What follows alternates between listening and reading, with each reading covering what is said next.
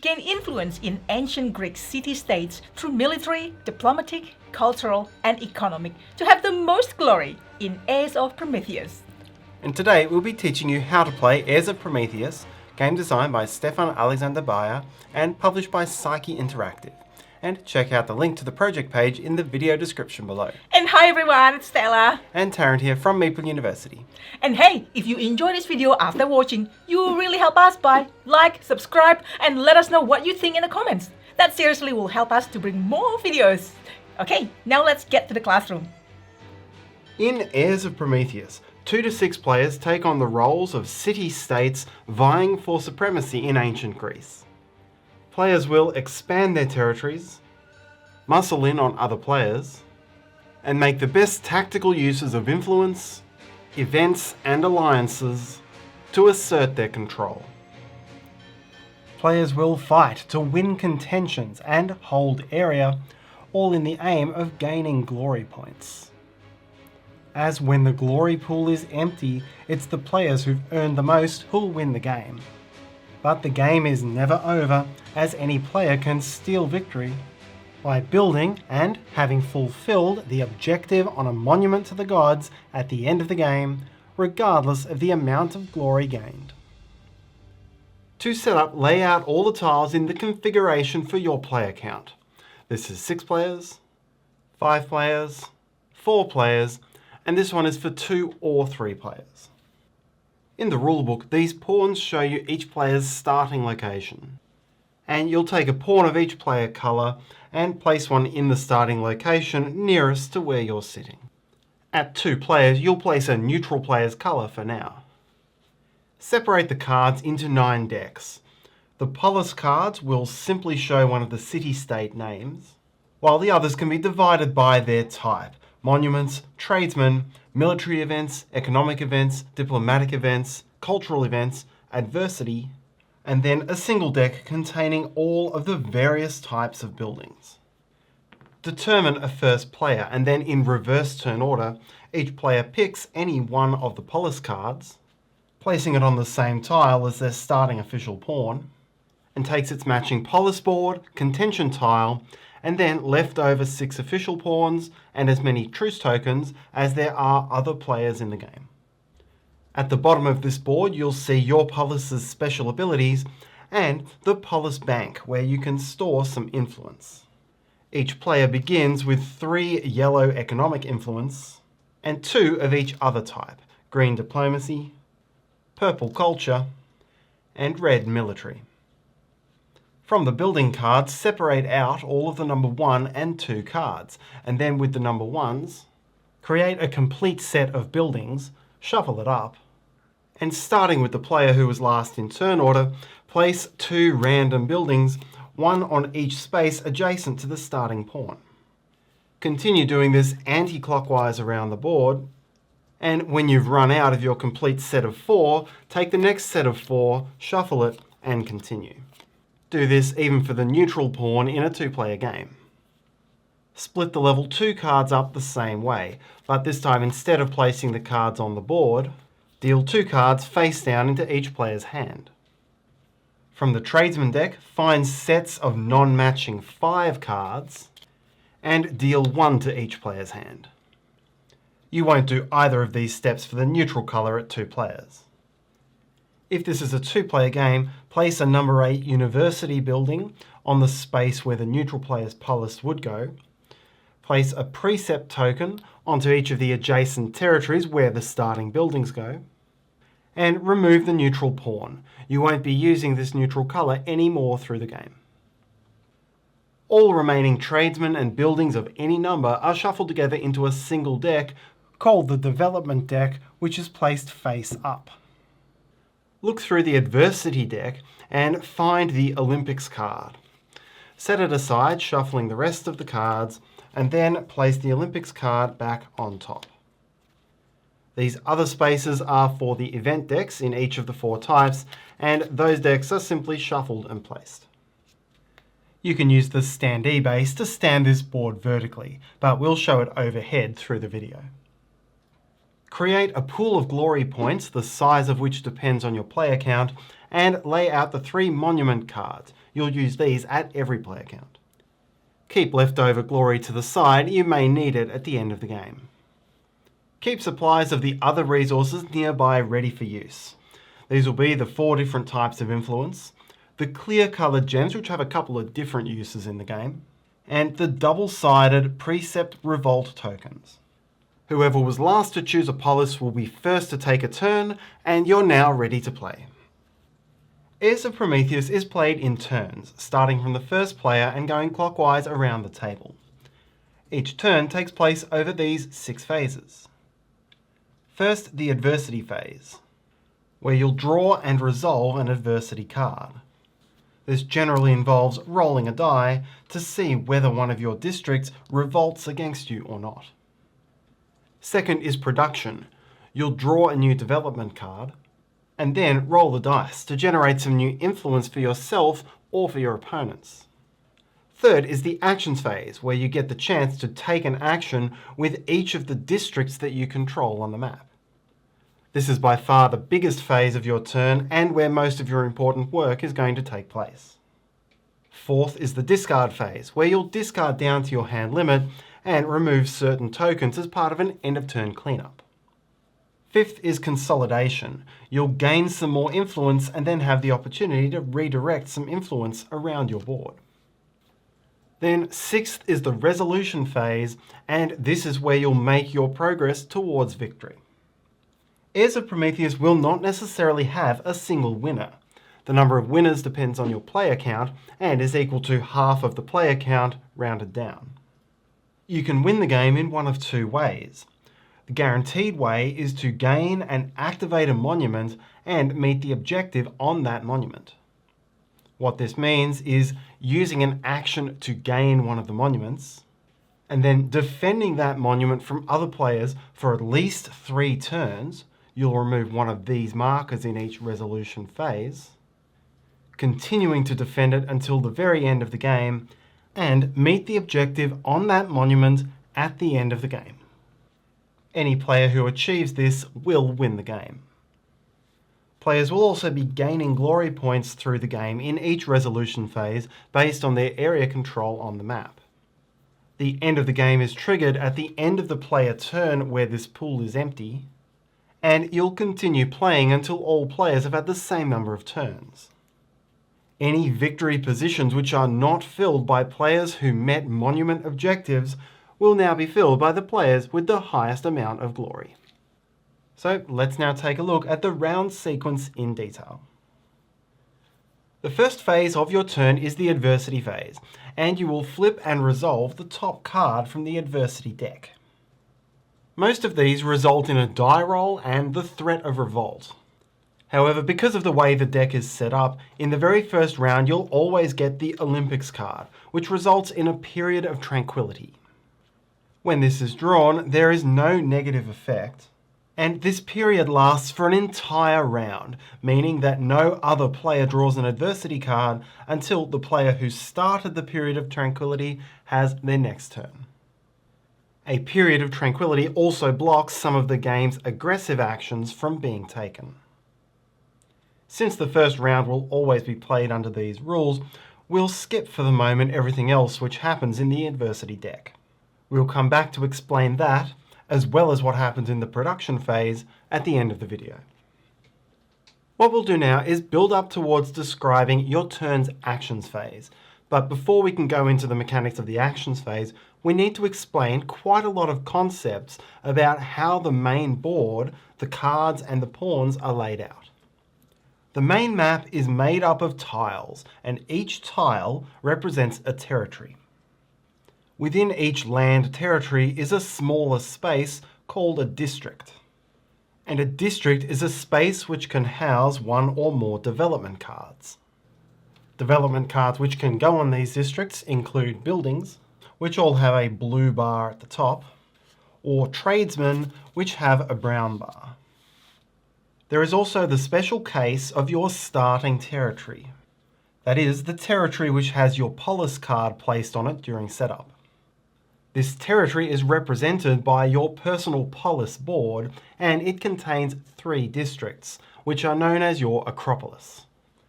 These behave like the other districts. They are a place where you can put development cards, and unique to your Acropolis, you can also place a monument, which is also a type of development card. Each player has access to a total of 7 coloured player pawns, which are called officials. Although all of your tokens look the same, they can be placed in different locations and contexts. And as a result of this, there are actually 4 different types of officials in the game. The specific official in the top left corner of the territory with your polis card is called your Archon. This is effectively the ruler of your city-state. The official in the top left corner of any other territory is called a tyrant. Think of this as the ruler who is ruling over a different territory that you've invaded and conquered. If a player pawn has been placed on the development cards within a district of a territory, that official is called a treasurer. Finally, if there is a precept in a territory, that is one of these green pentagonal tokens, and that precept has an official on it, that official is called an emissary. It is possible for a precept token to have no emissary, and the other type of token which could be placed onto a territory is revolt. There are 2 important concepts for what all of these officials and tokens mean. The first is control. A territory and its districts are controlled by the player who has either the Archon or Tyrant on that territory. In other words, if your marker is in the top left corner, you control that tile. If the top left corner is empty, that tile is neutral, irrespective of any other pieces on it. This is a neutral tile which happens to contain a yellow emissary. The second concept is highest ranking official. The 4 different types of officials that we just introduced have an order of hierarchy. The highest ranked is the Archon, then an emissary, then a treasurer, and then finally the tyrant. For certain game effects, it's the player who has the highest ranking official, not who has control, who gets the game effect. And in particular, this applies to the gaining of glory points each turn. The main practical consequence of this is that a tyrant will give you all the benefits for controlling a territory, but any other type of official on that territory will strip it of its highest ranking official effects. So, now that we understand what constitutes control, during the actions phase of your turn, you get to take 1 action for each district in a territory that you control at the start of your turn. That means as you expand further around the board, you'll get to take more actions each turn. However, there are some exceptions. A district cannot take an action if it contains a revolt token, a precept token, a monument card, or your polis card. So while the red player controls a total of 7 districts right now, only 3 of them qualify to take actions. 1, 2, 3. A district is also not allowed to take an action if it is not connected to its owner's polis. And so let's take a moment to look at the definition of connected, as this comes up in many of the game's actions. At its most general, 2 territories are connected if you can draw a valid orthogonal path between them which crosses over only territories which are either neutrally owned or contain an official belonging to the player doing the connectivity check. Sea territories are always considered neutral, and you can always draw those orthogonal paths through the sea. So from Red's standpoint, these territories are connected. For blue, these are connected. And for yellow, these are connected. If blue had a tyrant here, this territory would no longer be connected to Red's polis. While if Red had a treasurer here, it would once again become connected. Connectivity is blocked by any precept token which does not contain your official. This precept blocks connectivity to these 2 tiles for blue. If a precept token contains your emissary, not only does it not block your own connectivity, but that emissary is considered to be automatically connected specifically to your polis territory. Think of it as the emissary reporting home through diplomatic channels. Revolt tokens work in the opposite way. Right now, red is not connected to this tile because of all of blue's tyrants. But if there were a revolt in a territory, the tyrant is too busy fighting the revolt to block connectivity, meaning red is now connected to both of these tiles. A player is allowed to grant passage to another player in order to make two locations connected which wouldn't otherwise have been. Remember, there are elements of allegiance and diplomacy during this game. If, for example, red and blue wanted to take a cooperative action, blue could simply grant passage through the districts it controls. By definition, the districts on your polis board are connected to your polis territory. There are effects, such as this effect on an estate, which impacts the granting of passage. And finally, during a period of tranquility, all territories are considered connected. So, we now understand that during your actions phase, you can take one action with each district that you control and that is connected to your polis, unless it's blocked by a monument, a polis, a precept, or a revolt. Each of these actions allows you to resolve an ability, and there are 3 different types of abilities. There are the basic abilities: develop, expand, consecrate, planning, trade, and exile. There are event abilities. These involve playing, resolving, and discarding an event card from your hand. And there are local abilities, which are the bottom half of the text on a building card.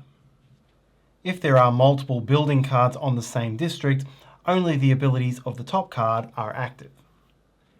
These can only be resolved as actions by the district where the building lies, and only if there's no other player's treasurer on the card. The treasurer is considered to own the development cards, but not own the district, meaning red can take an action with this district, but that action cannot be from the building's card. Note that there are also many abilities in the game which are not triggered by an action in your action phase.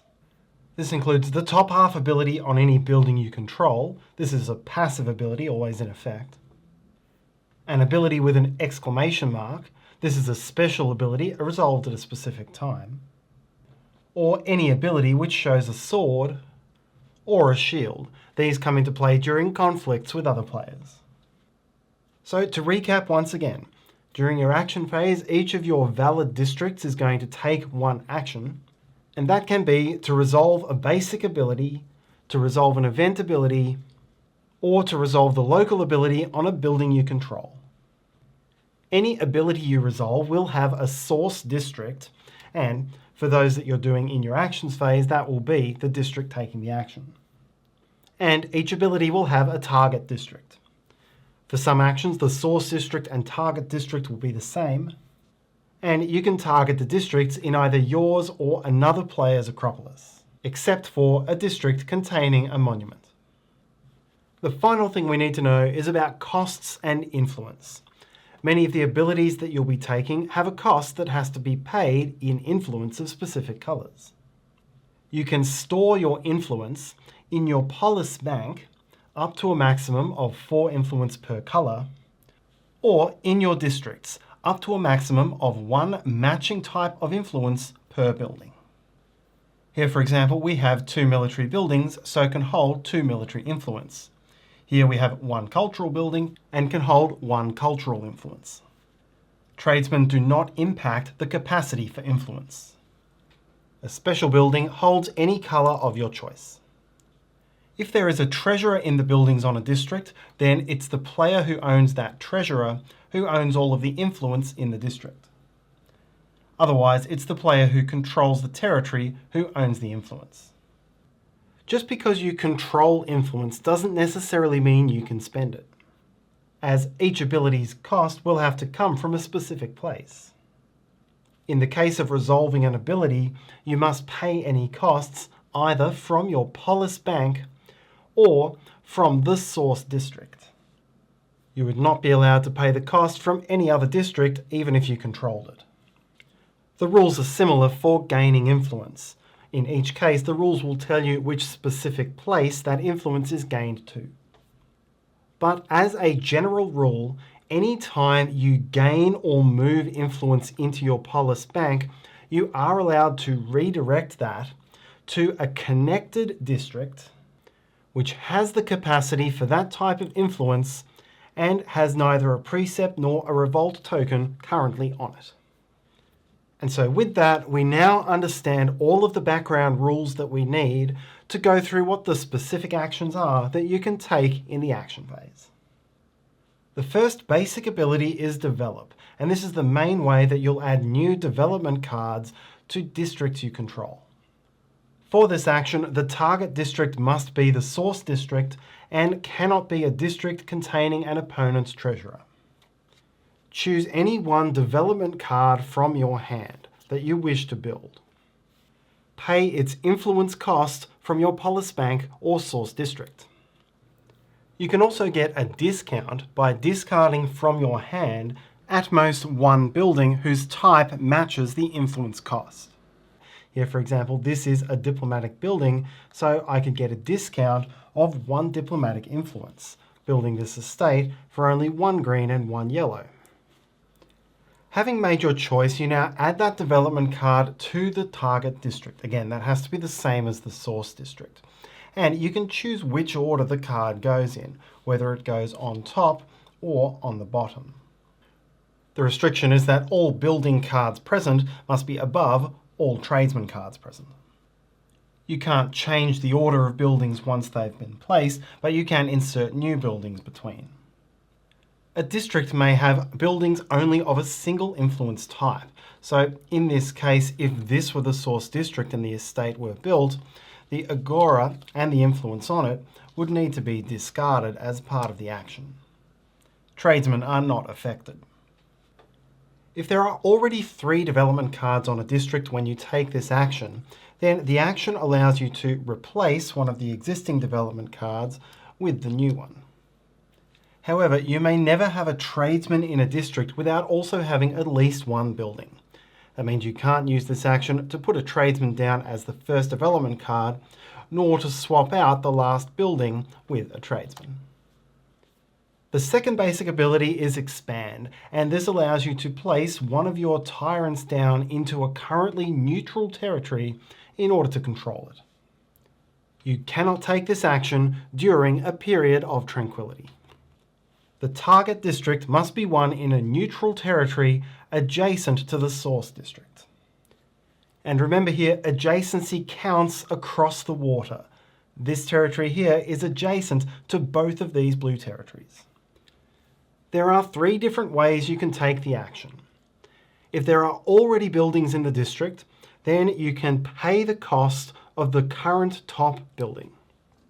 Alternatively, if there are already buildings in the district, then you can choose to pay the cost of any one building from your hand, destroy all buildings currently in the district, and replace it with the card you've just paid for.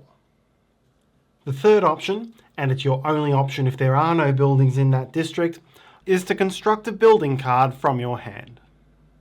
Unlike the Develop ability, you're not allowed to discard cards from your hand to get an influence discount. Finally, whichever of those 3 approaches you took, mark that territory with your tyrant. Once again, you can't do this during a period of tranquility, and you're reminded of all such restrictions in this box of your abilities sheet. The third basic ability is called Consecrate, and this is all about gaining access to one of the monuments. There are many restrictions on taking this. You cannot do it during a period of tranquility.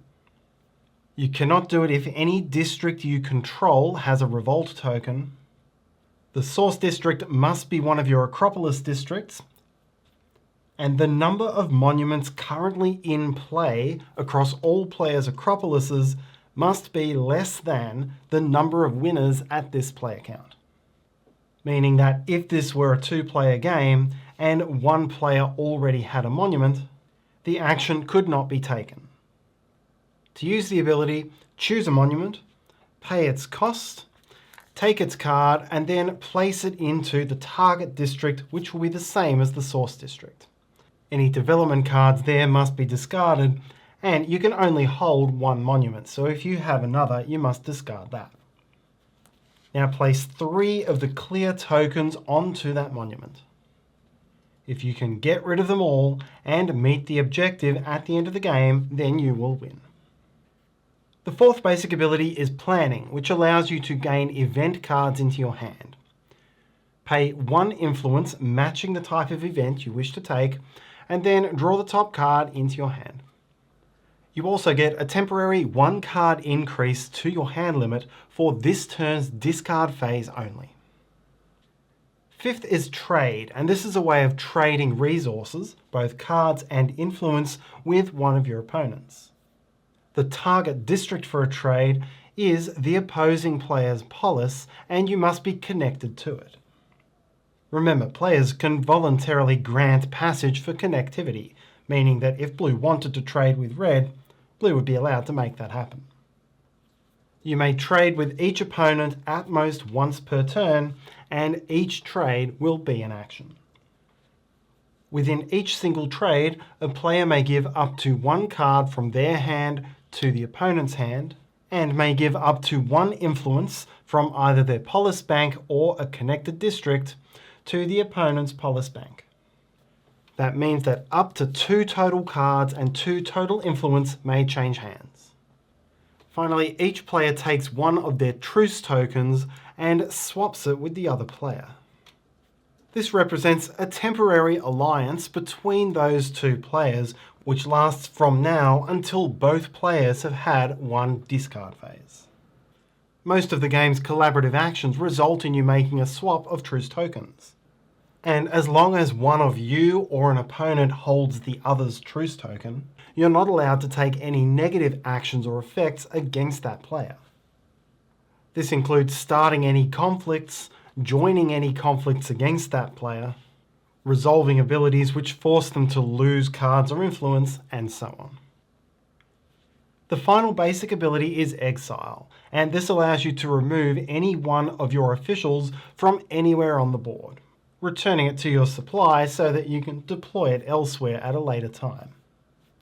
You cannot exile an official that you placed this turn, and having exiled an official from a territory, you can't add another official of the same type to the same territory this turn.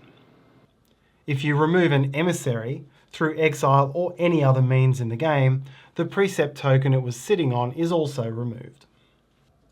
To use an event ability, you must play and discard an event card from your hand, and if there is a cost showing in its top left corner, you must pay that cost. This holds true whether you're playing an event as an action or not, but remember, any events that have the exclamation mark, shield, or sword cannot be played as actions. These ones are played at specific relevant times, which we'll get to shortly. Note that such abilities still follow the rules of having both a source and target district. It's just that using it doesn't use up the source district's action for this turn. There are 2 other icons which you will see on event cards. These arrows are the icons for connection. If you play one of these event abilities, the target district must be connected to the source district or adjacent to a territory which is connected to the source district. If the card shows this die roll icon, then this is a contention roll. And you're going to have to roll the dice against an opponent to see whether this event is successful or not. Contention roll events cannot be played during a period of tranquility, and you are not allowed to target a player whose truce token you hold. The effects of these cards are some of the main ways that you'll fight for control of the map and get some of the tokens on the map that we've been seeing through the explanation. These are also, in and of themselves, an effective way of gaining glory, especially late in the game. Exacting tribute is how you'll place or attack other players' treasurers. Insurrection is a way to add revolt. The Delphic League lets you impose precepts and emissaries. And Conquering aims to attack and remove another player's tyrant. In addition to the benefits on the map, winning contention rolls is a way of earning glory. Whoever played the event card is called the challenger in this contention role, and whoever is the target on the other side is the defender. Lay the player's contention tiles out like so, with the challenger and the event card reading the same direction. The defenders should be flipped the other way. Each player will roll one die as part of the roll, but before that, players have the chance to commit influence and power to the outcome. Firstly, the challenger gets one free influence matching the event type. The challenger may then add matching influence from their polis bank or from the source district up to a maximum number of 1 plus the number of development cards in the source district. With only one card here, the maximum influence is 2, so one of these would need to go back. But for example, had this card already been here, then a total of 3 influence would be allowed. However, for these development cards to count, the player must have the highest ranking official in this territory. So for example, if blue had a treasurer here, the treasurer would outrank the tyrant, and so the maximum amount of influence would go all the way back down to 1. The challenger may resolve challenger abilities, and that's what's indicated by the sword. Many of these involve gaining power, which is represented by the +1 icon and the clear coloured gems. Power is not influence, it's not subject to your influence limit. These abilities may also be found on events or buildings. If the defender controls the target territory and there's a revolt token, then the challenger gets an extra power. Players may play relevant exclamation mark special abilities. Then any player who is not currently in the contention role may enter the conflict as an ally to the challenger. If the event required connection, then the ally must be connected to the target district or to a territory adjacent to that target district. If the event did not require connection, then this does not apply. That player becomes an ally. The contention tile is placed next to the challengers.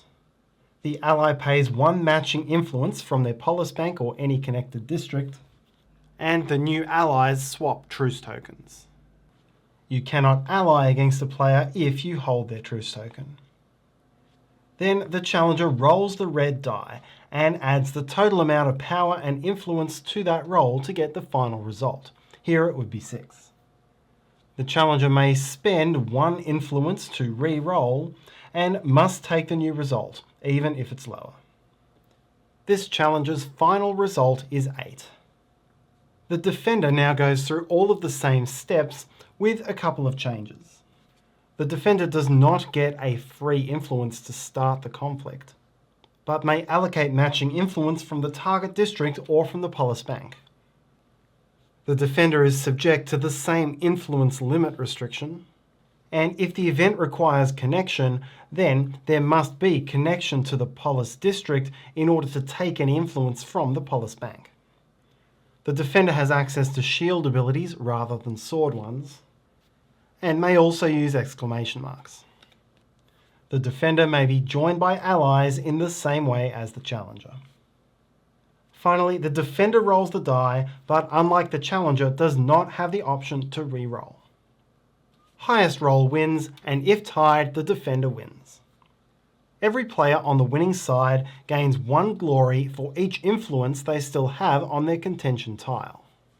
So here Athens gets 1 glory, while if Sparta had won, Sparta would get no glory, having only power left, while the ally Pella would get 1 glory. Then the winner, not any allies, would gain 1 influence matching the event into their polis bank. So in this case here, only Sparta would get this reward. Then, only if the challenger was successful, resolve the actual effect of the event, then in all cases discard power or influence remaining on contention tiles. When you do a contention roll against a territory which is neutral, or which has a neutral precept token on it, treat it as if there is a neutral player's pawn on those pieces. This may mean your opponent may be the neutral in the contention roll. The neutral opponent gains no influence, but does gain power up to what would have been the influence limit for a player in that situation. Finally, be aware that it's possible for there to be more than one fully fledged defender in a contention role. And we'll see the circumstances for how this can happen shortly. When this happens, each of the defenders may add a full amount of influence or power as if they were the only defender. This is in contrast with the defender-ally situation where the ally can only play a single influence.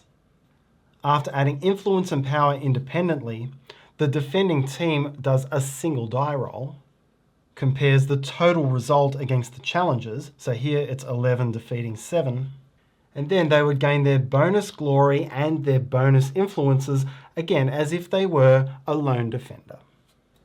In a multiple defender scenario, truce tokens are not exchanged. So now let's look at the events. Tribute is about placing treasurers, and the target district must contain at least one development card. If there is no treasurer on that card, then the defender in the contention role will be whoever controls the district, which could be the neutral. If you're successful, you get to place your treasurer onto that district. If the target district already has a treasurer, then the defender in the conflict will be that treasurer. If you're successful, you may either remove that treasurer or remove it and replace it with your own. If your aim is to remove another player's treasurer from somebody's Acropolis by replacing it with your own on a different district, then both the Archon of that Acropolis and the treasurer being removed will be defenders in the conflict. The Delphic League event is all about precept tokens. If you target a district with no precept token, then your aim will be to place one down, including your emissary, and your defender will be whoever controls the territory. If you target a district which does have a precept token, then your defender will be the emissary on that token or the neutral emissary. If you win as the challenger, you may remove the precept present or replace it with your own. If there's a treasurer in the district you're targeting, then that treasurer becomes a second defender.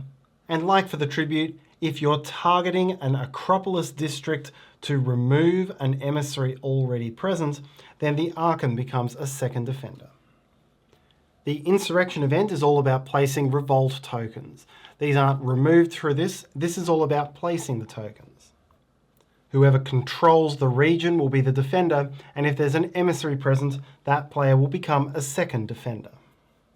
If you succeed, place the revolt token, and note that for these last two events, precepts and revolts cannot coexist. If you place one, you remove any of the other.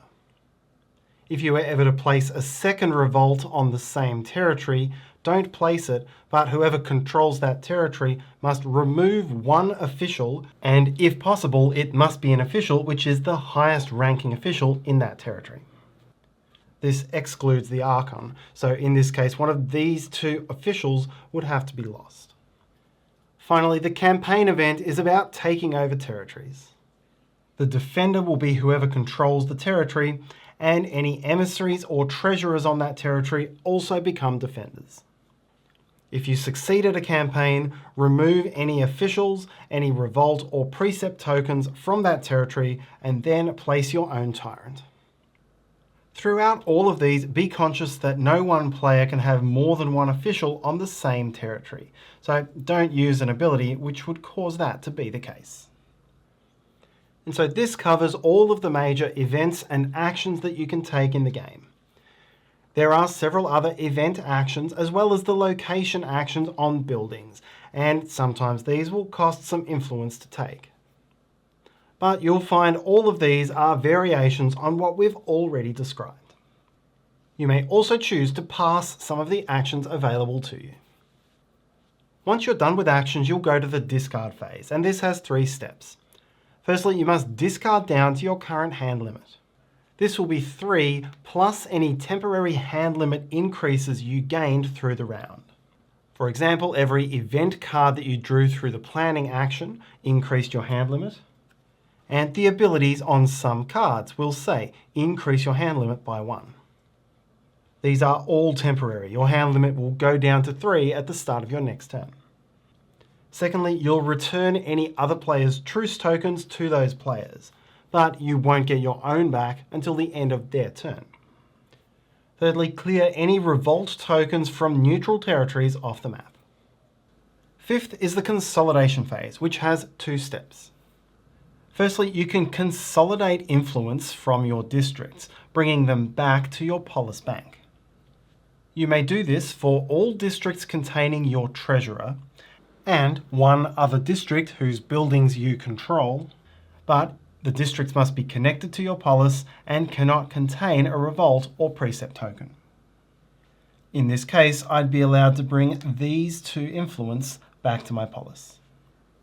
Then gain 2 different influence of your choice into your polis bank. For each influence you gain in this way which matches one of your 2 focuses, and that's the part of the polis bank which has a more detailed banner icon rather than a simple square, gain 1 matching event into your hand. To end your turn, you'll do the resolution phase, and this is where you'll move closer to victory. Firstly, if you have a monument, check to see whether there are any precept tokens on your Acropolis or any revolt tokens on territories you control. If either of these is true, then nothing happens. But if neither is true, then remove 1 activation token from your monument. Remember, you want all of these to be gone before the end of the game so that the monument will let you occupy one of the winning slots. Next, you'll gain 1 glory point for each territory where you have the highest ranking official, with the exception that if you have a monument, you don't score for your Archon. In this case, these 3 officials would score, these 2 would not. This is a critical count in moving towards a monument victory. If you scored 0 points on this turn and you have a monument, then you immediately lose that monument. This is the only way that your opponents can force you to drop a monument card, by attacking you to the point that you have no highest ranking officials left on the board. As a consolation prize, your Archon now counts again, and so you'll get 1 glory for the Archon. Finally, check to see whether the general glory pool is empty, and if you took the last glory from the pile, then the end of the game is triggered. You'll keep playing until all players have had the same number of turns, taking any further glory out of the box, and then check the victory conditions. Any player who has a monument with no activation tokens checks its condition. If the player meets the condition, and the player must strictly meet it, a tie is not enough, then that player wins. Once all monuments are checked, any remaining victory slots go to the players who have the highest amount of glory, and in the event of a tie for the final position, whoever was later in turn order breaks the tie. And so now we return to the start of the round and the adversity phase. When it's not a period of tranquility, you will gain an adversity card which requires you to make a support roll. Each will read something like this. Here it says, gain 1 step of your threshold for each official you control. Some other events and abilities might impact your threshold. Your minimum threshold is 0 and your maximum is 7. Once you've finished setting the threshold, roll the black die, trying to roll a number which is strictly above your threshold. If you roll equal or below your threshold, then you must place a revolt token into a territory where you have a tyrant who is the highest ranking official. If no such territory exists, then it must go into your Acropolis. If you succeed, then you may optionally quell 1 revolt, removing 1 revolt from a connected territory you control at the cost of a single influence of any type, which can be from your polis bank or any connected district you control. Players may also quell a revolt in a period of tranquility. It's only losing a support roll which prevents you from doing so. The second phase of your turn, and the last thing we need to talk about, is the production phase. The first step of this phase is to draw 1 development card from the deck. The second step is to perform a production roll with the 2 dice. The black die is for you, and this determines which of the buildings which you control are going to produce influence as long as they have the capacity to store it. Here, suppose it's the red player's turn, and the red player has rolled a 1 on the black die. This number 1 garrison produces 1 red influence. This number 1 garrison could produce 1 red influence, but has no capacity to store it, so produces nothing. And because of blue's treasurer, red does not control this number 1 estate building, and so it does not produce. The red die triggers for everyone, so in this case everybody's number 8 development cards could produce influence. So here yellow's university produces and stores 1 influence, and because it's a special building you can choose what coloured influence. Red's philosopher here could produce 1 influence, but again the garrison has no place to store it, so the excess is lost. And this blue treasurer's philosopher would produce 1 diplomatic influence, which is stored on these estates.